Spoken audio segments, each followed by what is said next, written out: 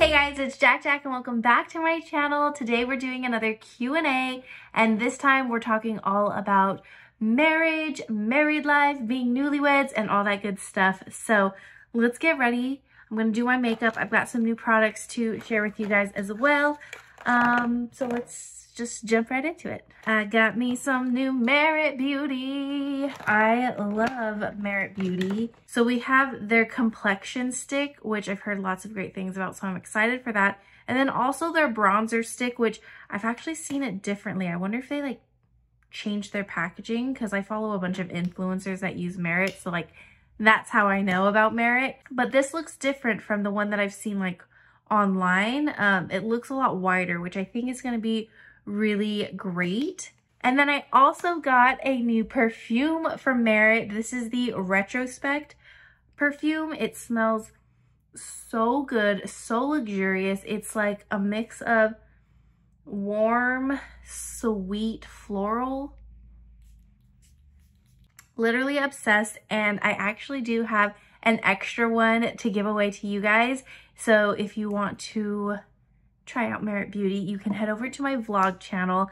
I am giving one away for Vlogmas. All you have to do is comment once a day on my Vlogmas vlogs and you are automatically entered to win Merit Beauty perfume. Okay, let's get into these questions because I feel like there's a lot. This is in the shade Bisque, the new like complexion stick that I have.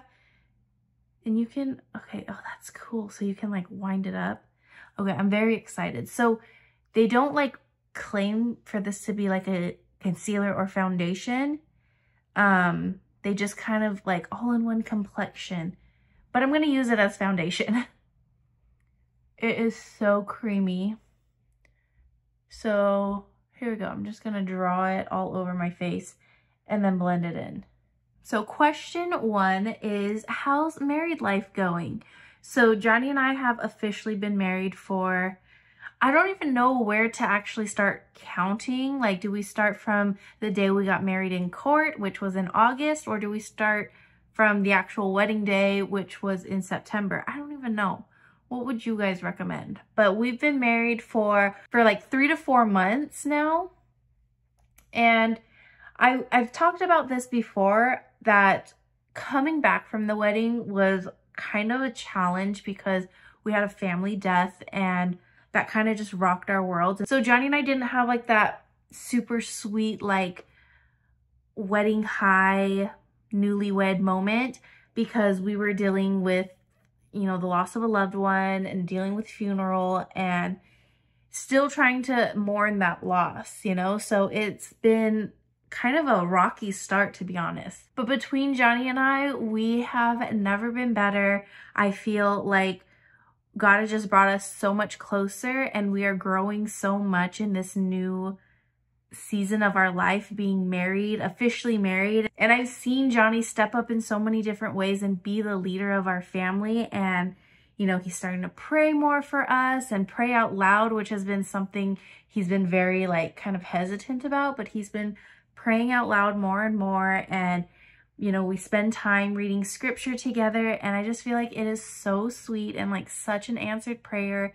And I've just been loving every single bit of it. So like in short, it's been super amazing. And kind of going along with like newlywed phase and honeymoon phase is, are we having a honeymoon? And the answer is no, we're not, which a lot of people were like bummed out to hear that Johnny and I weren't going to have a honeymoon. But the truth is we really can't right now in this season of life because we have Zoe. And she's just a very complicated dog. Expressing Zoe is quite difficult. So because we don't have anyone that can kind of take over that responsibility, having a honeymoon is just like off the tables for us at the moment. And we truly value so much more in our marriage than having a honeymoon, so it really doesn't affect us, so it's okay. So I actually got this question quite a bit, but it was, how much was your wedding and can I get married on your parents' property? This shade I'm using for the bronzer is in Seine, S-E-I-N-E. Is that how you pronounce it? Seine. So I'm gonna go ahead and apply this. So if you missed it, Johnny and I got married on my parents' 5-acre property in Oklahoma. It was amazing. And we did that for a couple different reasons, actually. Number one, to save money, because having a wedding in San Diego is literally insane. To do what I did at my parents' house in San Diego would have cost an insane amount, but we did save money by going this route.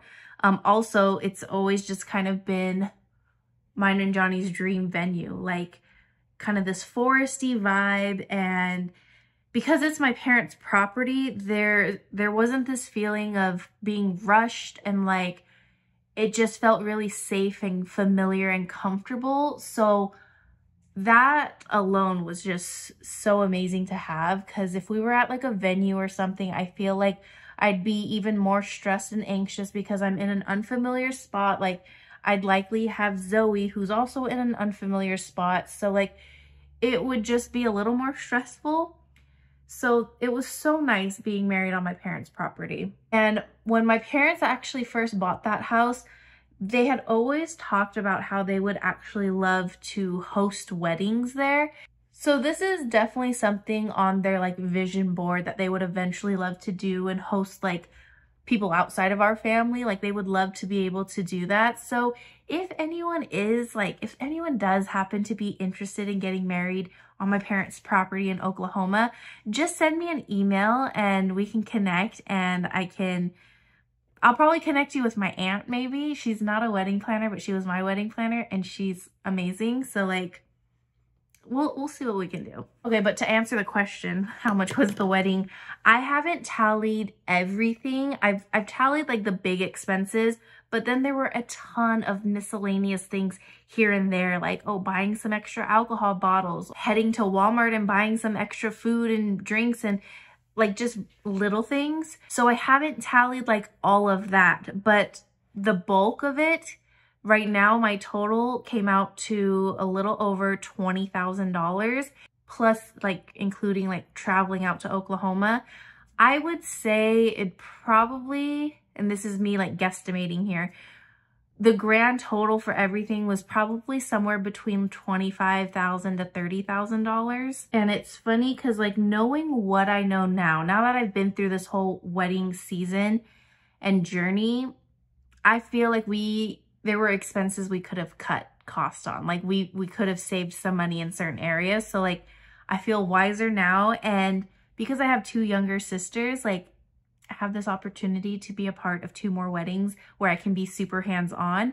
And so, not that they're getting married anytime soon, like, no, but when the time does come, like, I feel like everything from my wedding, like, taught me how to be a little smarter and wiser for my sister's weddings. Although I will say, like, that may sound like a crazy amount, and yes, that is a crazy amount for a wedding. But my dream wedding venue here in San Diego, basically the same look and feel and vibe of my parents' property here in San Diego, the starting price was already $15,000. That's just to rent the venue. That doesn't include anything else. So imagine like on top of that, we easily would have spent way more here in San Diego than we did in Oklahoma. So because the venue was free, because it was my parents' house, the biggest cost for us came from the rentals for like the tent, the chairs, the table, followed by videographer, photographer, and DJ, which should have got a refund on that DJ. You should watch my wedding mishaps video if you don't know what I'm talking about. That was a waste of money, in my opinion. Would have been way better off just plugging in someone's iPhone and playing it from a speaker at that point. And I just wanted to throw it in here, like another reason why it was so special having our wedding in Oklahoma is because Johnny and I have always kind of kept it in the back of our head that, like, who knows, maybe one of these days we could see ourselves moving out to Oklahoma. Like, don't get your hopes up, but like that could be a possibility for us. And if we were to go out there, there's never gonna be like a holiday or an occasion that would basically make it worth it for Johnny's entire family to come out there. Like if we wanted to host Christmas, there's like maybe a few would come, but his whole entire family, like definitely not. He has a massive family, so definitely not. So this was really the one and only time to have all of our friends and family out in Oklahoma together. And it was so special, and just kind of that realization, like even if we lived here, there's never going to be a moment where everyone is out here again. Like this felt so special, and Oklahoma has always been near and dear to my heart. So to have Johnny's side of the family experience Oklahoma, and they thought it was beautiful and they loved it, that just felt really special. Continuing on with the Merit Love, this is the Persimmon Blush. I love this one so much. Look at how flat it is because I've used it so much. It is so, so good, you guys. Obsessed. So this next question, this is a fun one. What has been your biggest challenge as a biracial couple, and has anything from the Mexican culture put you off? So if you guys don't know, my husband, he's Mexican and I am Asian and white. I'm super mixed, but let's just say Asian and white. So because of my own like upbringing and like my own family, we're such a mixed family already that being mixed doesn't feel any different to me. Like it feels normal. But I didn't have a lot of experiences being a part of a Mexican culture until I started dating Johnny. And there were definitely some things that were way different with Johnny's culture versus mine. For the sake of comparison, let me just like throw this out there. I am super mixed and I have Asian culture, but like we grew up white. Like I just want to throw that out there. We grew up military white family, because I do know that Filipino culture and Mexican culture kind of intertwine a little bit. Like they have their similarities, but we didn't grow up like in Filipino culture, if that makes sense. Like I didn't even know I was Filipino until I was 14 years old. So like that just kind of gives you an idea of how we grew up. So one thing that was very different about Johnny's family and my family is how big and massive his family is. My entire family can fit at one dining table without needing like an extender or without needing a kids table. Like my entire family, an extended family, like we can sit at one table together. Johnny's family needs multiple tables. Like his family is so massive. I think his like just regular close immediate family with like his aunts and uncles, I think we're already close to like 90 people. I'm not even kidding. He has so many cousins, so many aunts and uncles. Like he has such a huge family. And so coming into that was super intimidating. And then on top of that, you say hi and hug and kiss every single person. Coming from a small family, a white family where we just wave, like, hey, like we just wave. Coming into a Mexican family that they hug and kiss was so scary for me to get used to. But now obviously me and Johnny have been together for a million years, so married or not, like it feels normal to me now. But when we first started dating, that was so intimidating and scary. And then going back to that first question, our biggest challenge as a biracial couple, I think, is that Johnny's family has a lot of Spanish speakers and I don't speak Spanish. And yes, that's a little challenging, but it's become very normal for me and Johnny, because like I do understand a lot of Spanish. And when there's times that I don't, I just look at Johnny and he'll translate for me.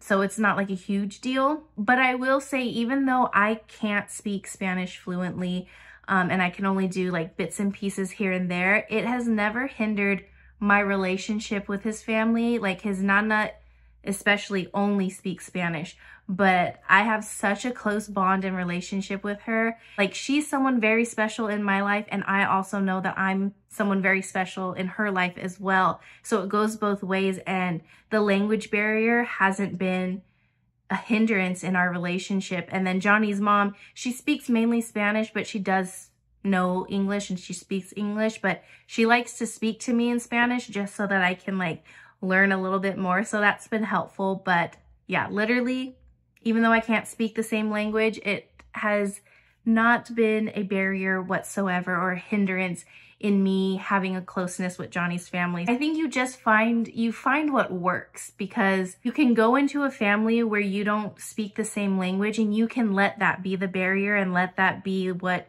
divides you guys, or you can find ways to make it work. Pick up on little words, use a translator like on the spot if that's what you need to do, or just have your spouse translate for you, like whatever it may be, like finding a way to still connect. I think that's huge. Like, don't let speaking a different language be an excuse not to be close with your significant other's family. So I hope that's helpful. The next question is, what part of each other's roots did you include in your wedding? Oh, that's a good question. Ceremony, we kept it very like a traditional Christian ceremony. So there really wasn't anything part of like my culture or his culture that were intertwined in our ceremony. At least I don't think. And then I think it really came down to the food. So for the food, we had my grandpa's famous spaghetti sauce. I made that because also my grandpa passed away a couple years ago. And so it was a way to still have him part of our wedding by sharing one of his recipes. So that was like so sweet and special to have his recipe at our wedding. And we also had Johnny's Nana make her famous pina colada. It's like this virgin, creamy, sweet drink that she always makes. So she made that for our wedding, which was super special to have. And then on the dessert table, we had a mix of handmade Filipino desserts from my mom, and then conchas that Johnny's mom bought, which were like Mexican breads, like sweet breads. So we had that on our dessert table. And then my grandma made my wedding cake, but I don't think there was anything like Japanese culture intertwined in our wedding. But we did have my amazing, sweet Japanese grandma make our wedding cake, and she did such an amazing job. Like, I'm always just so blown away by the things that she makes. She's so creative. She's so good. And that cake was just beautiful. I am having a hard time multitasking, if you couldn't tell. And then for music, we had mainly Mexican music. But that was my favorite because I actually don't really like dancing in front of people. Not the way that I used to when I was younger.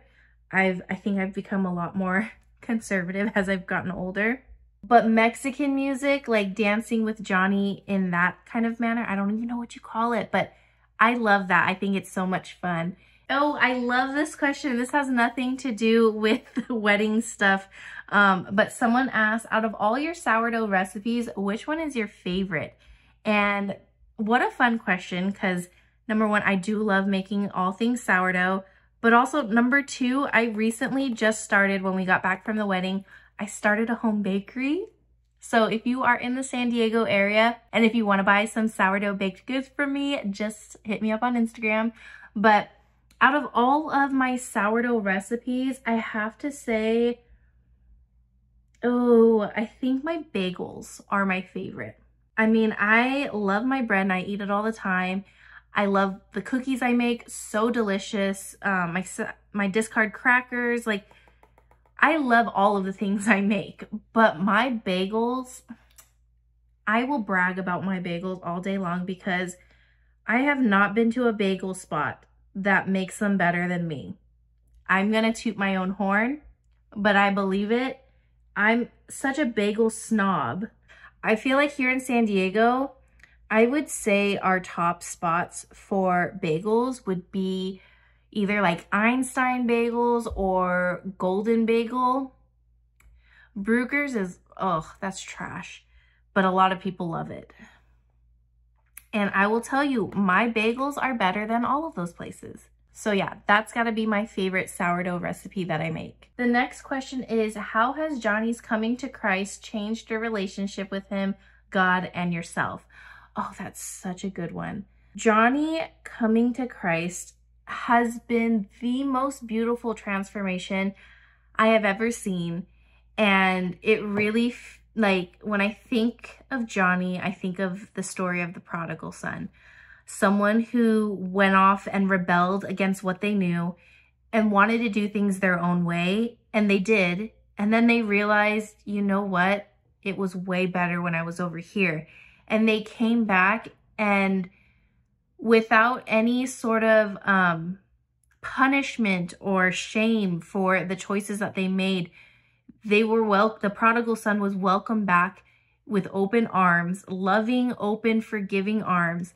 And that's really the story of Johnny's testimony. And while I was in my waiting season, waiting for a godly husband, God was working on Johnny and changing and shaping his heart.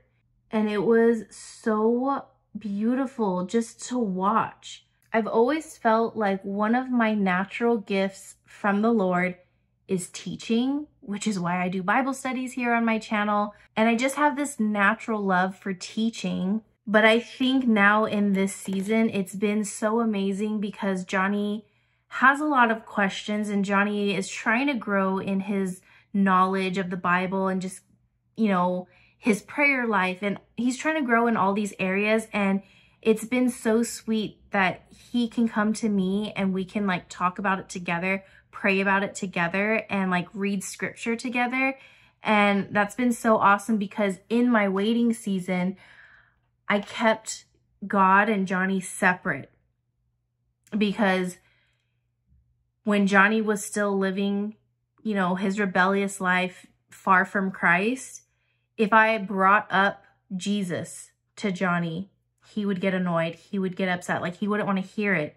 And I feel like in this new season now, he comes to me a lot. And he's like, I want to pray. Or he won't even say like, I want to pray. He'll just come over to me and start praying. And I think that's the most amazing thing. Or he'll say like, oh, let's read the Bible. Or he'll just come over to the table and have his Bible. And he's like, okay, let's read together. And I will drop everything because I get so excited. I will drop everything and read scripture with Johnny. But I'm so grateful because in my waiting season, I was growing closer to God, and I was growing in wisdom and knowledge and, you know, learning more through scripture, that now that I'm in this new season with Johnny, I'm able to help him learn basically everything I was learning in these past several years of my waiting season. And it's interesting now because we're technically in a new waiting season, but this time together. Instead of me being in a waiting season waiting for a godly husband, we're now in a new waiting season together where we're waiting to start a family. For Johnny, it's been really challenging for him. But me, on the other hand, I almost feel like I'm an expert at waiting seasons at this point.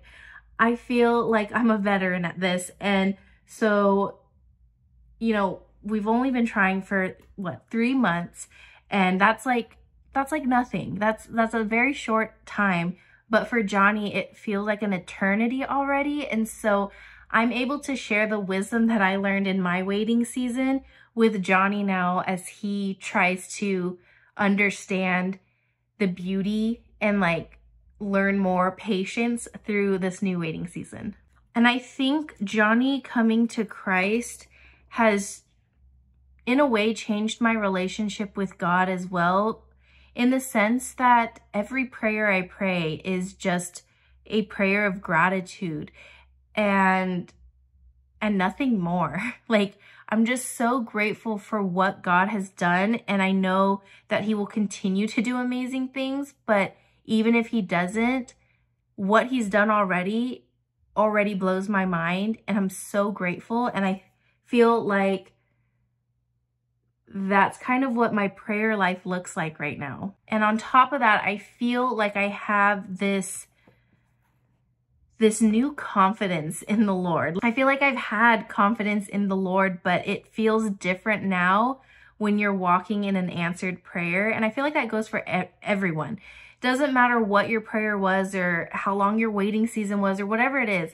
When you are walking in an answered prayer, you just walk a little different, you know, because you have this confidence in God that no one can bring you down. Like, they can try, and believe me, people have tried. People can try and bring you down all they want, but you've got this confidence in God that like, you're like, okay, keep trying.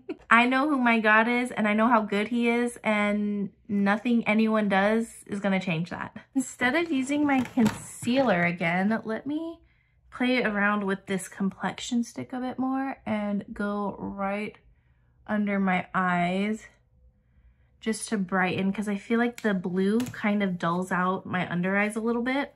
And the last question is, what is your love language, both receiving and giving? So many years ago, Johnny and I both read the 5 love languages. Like, we read that book together and loved it so much. And at that time, Johnny's love language was gifts. Mine was acts of service. We should probably retake that test because, you know, you change a lot over the years. I want to say, I think mine is still acts of service. Like, if somebody does something for me, that means so much to me, and that's how I feel loved. Okay, sorry, I had to do a little pause because my storage got full here on my phone. But to answer this last question, our love languages, I think I finished off talking about Johnny's. So Johnny's, I think, is either quality time or acts of service, because with Johnny, like, he just wants me near him all the time. Like, even if I'm working, he's like, can you do it sitting next to me on the couch? So like, I could be focused on work and he's watching TV, but as long as I'm near him, like, it brings him comfort and he feels really loved when I'm near him. And so I feel like quality time, but also I say acts of service too, because with me and his family and just like anyone in general, Johnny is the first to volunteer his time to help others out. And without a question, like, he loves giving his time and giving a hand where he can. And that brings him so much joy, and it obviously brings other people joy as well. So I feel like those have got to be his top, like, love languages. But we really should revisit that book and retake the test, because I think since the first time we read that book to now, I feel like we've changed a lot. So it'd be interesting to see what our results are now. But that's going to be it for today's Q&A. Thank you guys so much for watching. If you have any other questions you'd like me to answer in my next Q&A, definitely let me know in the comments below, and I'll see you guys in my next video.